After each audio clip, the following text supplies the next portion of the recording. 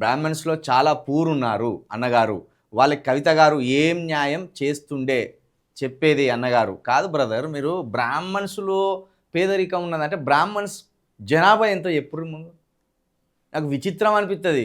అగ్రవర్ణాల్లో పేదలు ఉన్నారంటే అసలు అగ్రవర్ణాల్లో జనాభా ఎంత? మీకు సింపుల్‌గా చెప్తా, నవ్వుకుంటారు మీరు. ఇదే తెలంగాణలో మాదిగవారు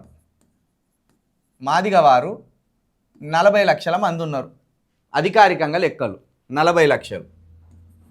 ఇది 50 లక్షలు కూడా ఉంటుంది అనేది కొందరి మాట. ఇక్కడ బ్రాహ్మణులు ఎంత ఉన్నారు? ఇక్కడ 50,000 కూడా లేరు. 50,000 కూడా లేరు. మరి ఇప్పుడు ఇందులో ఉన్న పేదరికం దారుణమా? ఇందులో ఉన్న పేదరికం దారుణమా? చెప్పండి. ఇప్పుడు సరే, ఈ బ్రాహ్మణులో కూడా 20,000 మంది పేదోళ్ళు ఉన్నారు అనుకుందాం. మరి ఈ మాదిగ వారిలో 35 లక్షల మంది పేదోళ్ళు ఉంటారు. 35 లక్షలు. ఇప్పుడు వీళ్ళ పేదరికాన్ని పోగొట్టాలా, వీళ్ళ పేదరికం ఉన్నాయని పోగొట్టాలా? జర చెప్పుర్రి.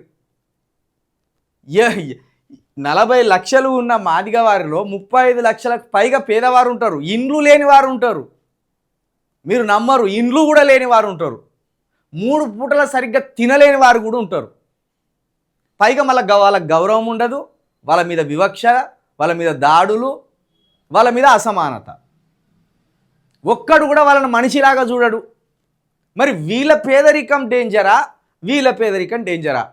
బ్రాహ్మణుడు పేదోడైనా ఆయనను కనబడగానే 2 చేతులు ఎత్తి మొక్కేటోళ్ళు కోటాను కోట్లు ఉన్నారు భారతదేశంలో. ఏందో వాళ్ళదేందో అర్థం కాదు, వాళ్ళ మానసిక పరిస్థితి ఏందో అర్థం కాదు. బ్రాహ్మణుడు కాగానే అయ్యగారు అంటారు. కాబట్టి బ్రాహ్మణుల్లో పేదోళ్ళు లేరని మేము అనం. బ్రాహ్మణుల్లో పేదోళ్ళు ఉండొచ్చు, కానీ ఆ పేదరికం శాతం ఎంత అది ముఖ్యం కదా.